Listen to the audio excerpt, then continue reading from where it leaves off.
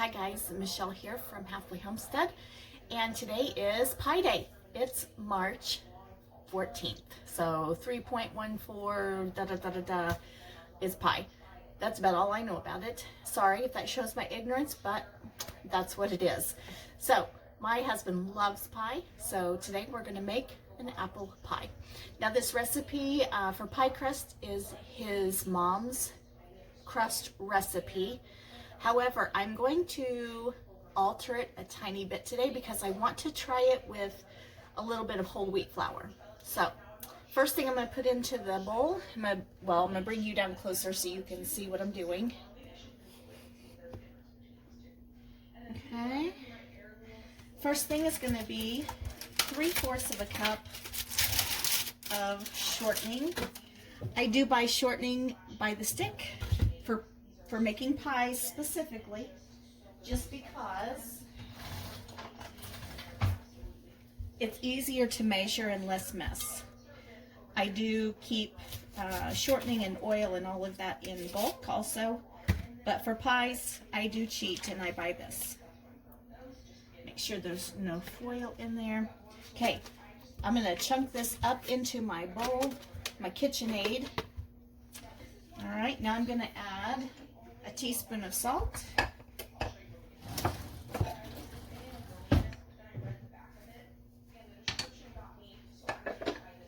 And I need 2 cups of flour. So I'm going to do 1 cup of all-purpose and 1 cup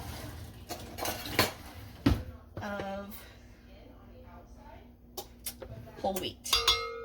Now this whole wheat is whole wheat that I bought the wheat berries. I borrowed a mill from my friend and I ground them up into flour. So that's exciting.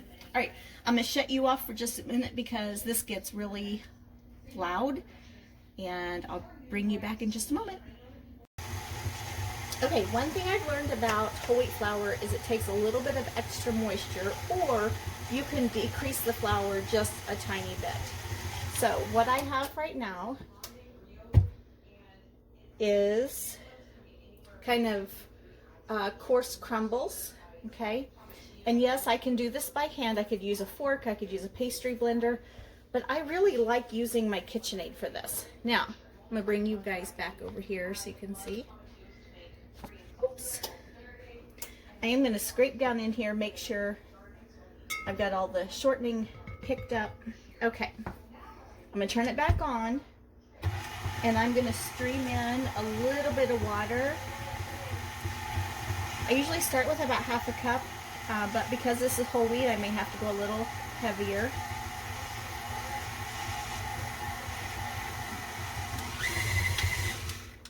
Okay, actually that feels quite nice. Okay, so I've got the dough will hold its shape, but it's not sticky to where it's sticking, you know, to my fingers. So I think I'm gonna stop with that. I'll probably will have to add in a little bit of flour for kneading or for rolling out.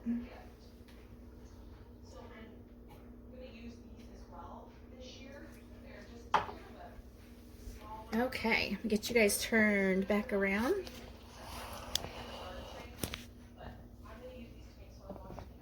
Okay, I'm gonna go ahead and use my all-purpose flour for the kneading. Move this stuff out of the way. Put my salt back. Close that. Put that away. Okay. Oh, now I'm all set up almost. Gotta get my rolling pin.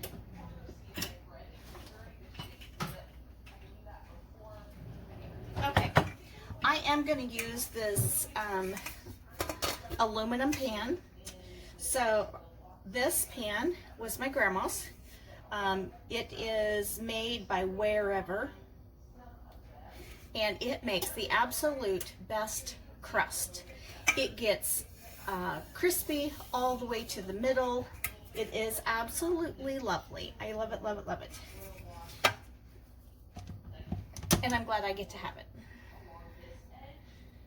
Okay, That was one thing my grandma did. And grandma's still alive. She's in a nursing home. She can no longer care for herself.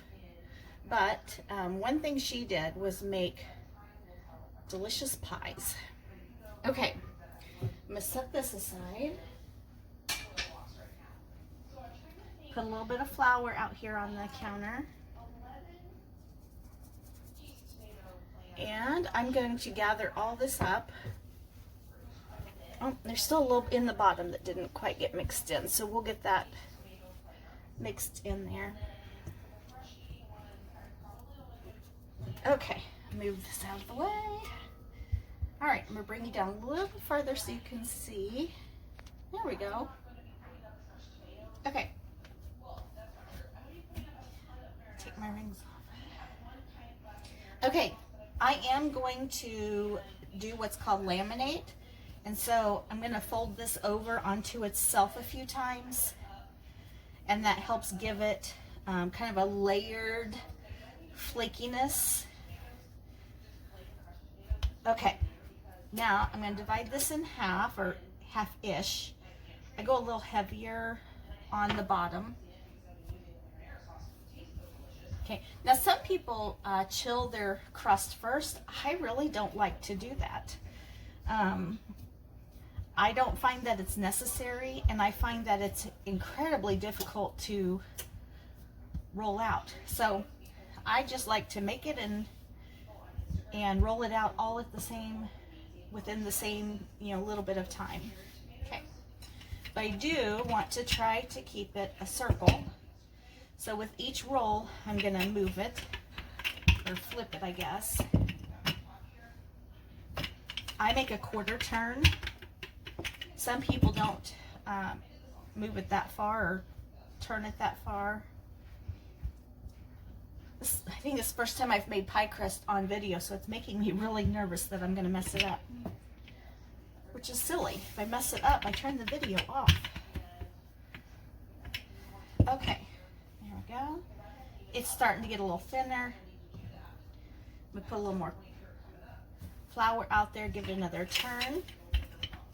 Ouch. Bumped my head on the cabinet.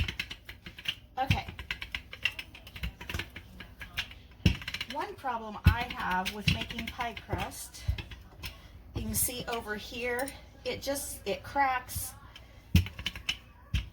but I just piece it together into the bowl or into the pie plate, and it still tastes good. My husband likes a super thin crust, which that is one way we do not agree. I like a thick crust.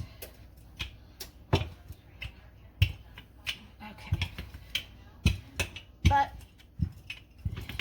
I'm making his favorite, so I'll do it the way he likes. Okay, so I'm going to set this here. I've got plenty of crust. Now I just have to get it from here into here. And carefully, I'm going to fold it in half, which it tore a little bit. That's okay. I'm going to pick it up, put it into my pie plate, and unfold it. Here we go.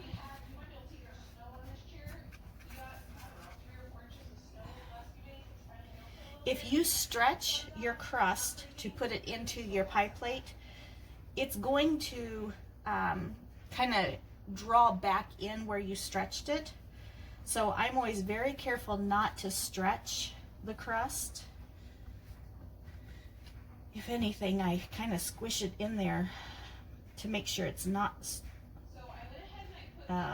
stretched. I'm going to take a little piece here, kind of mend that little crack. Okay, and there we go. And I'm gonna set this as, well, nope, I gotta put my apples in.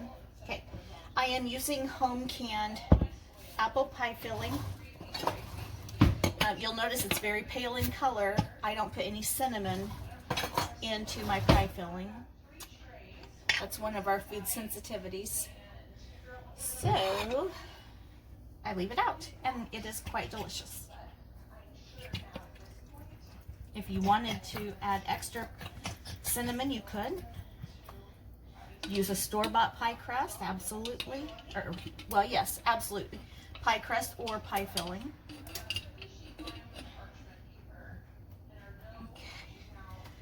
that spread around. Something my mother-in-law would do would put butter into her pie plate with her apples. I don't do that. I don't really know why she did that, but I guess a taste preference. Okay, now I'm going to roll out this other piece, but this time I don't need it quite as big. And I'm going to do a trellised top. Oh man, it separated right away. The flour.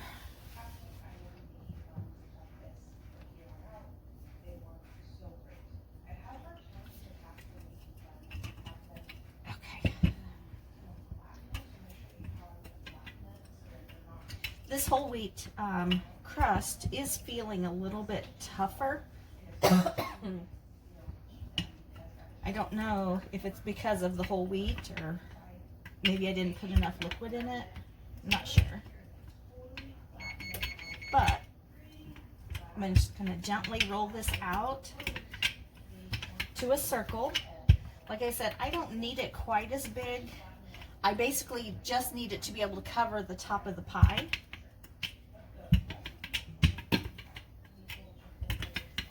I have preheated my oven to 425 and I put a sheet of foil on the rack that's going to be underneath this pie.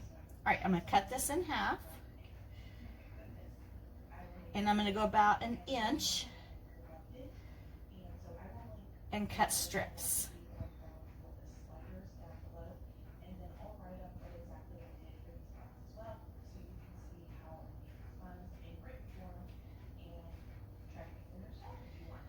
Couple reasons I like to do a trellised top, or not trellised, lattice top, is it lets out quite a bit of the steam and then I don't have to worry about it as much cooking over into the bottom of the oven, which is why I have the foil underneath there, just in case.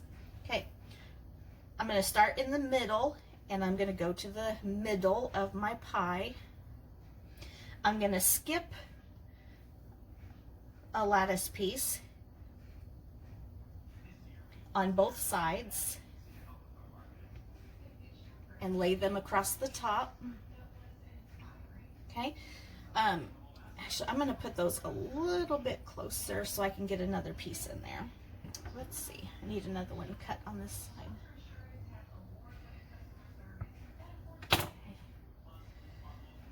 There we go. Let's move this one over a tiny bit. Okay. All right. Now it's like weaving a loom. Did you ever do that in school where you had to weave construction paper, like a basket weave? So I'm going to lift up these two on either side of the middle. Lay one across the middle perpendicular to the others.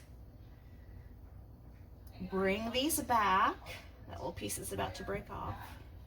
Now I'm going to lift up the outer two plus the center, and I'm going to put another piece of lattice.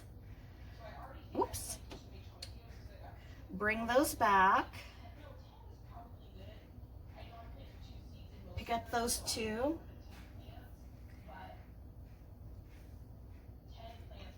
Okay, just like that. And I'm going to turn it around and I'm going to do it with this other half of the pie.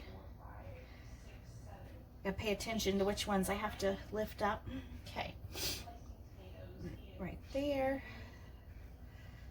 Put those back. Lift up these two, either side of the center, and put those in and put them back. Okay. All right. There we go.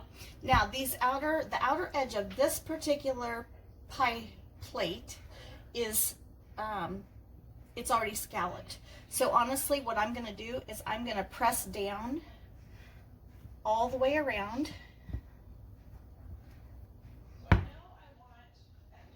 and and I'm just going to pull this extra crust off.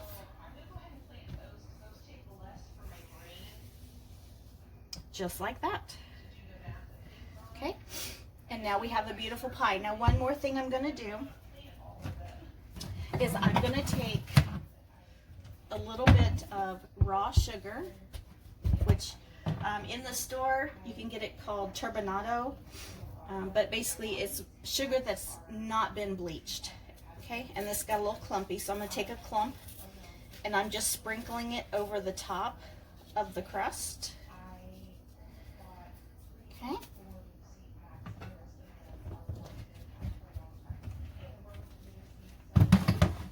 Okay, this is going into a 425-degree oven for 20 minutes. Then I will turn the heat down to 350 and we will cook it for another hour. And I will let you see it when we're finished.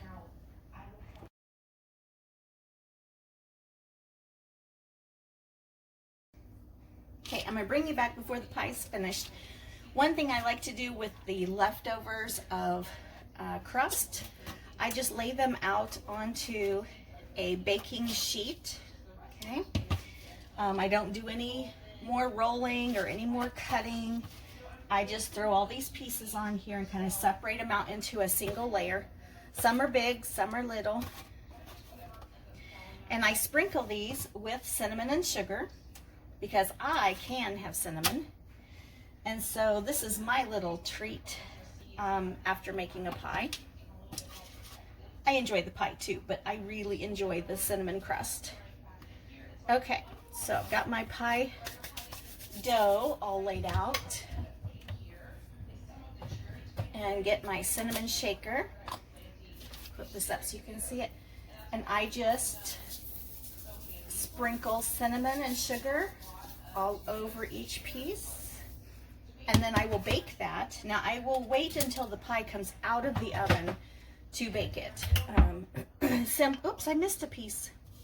Simply because I don't really have, I have room, but right now the temperature is so extremely hot, it would just burn this crust up to a crisp.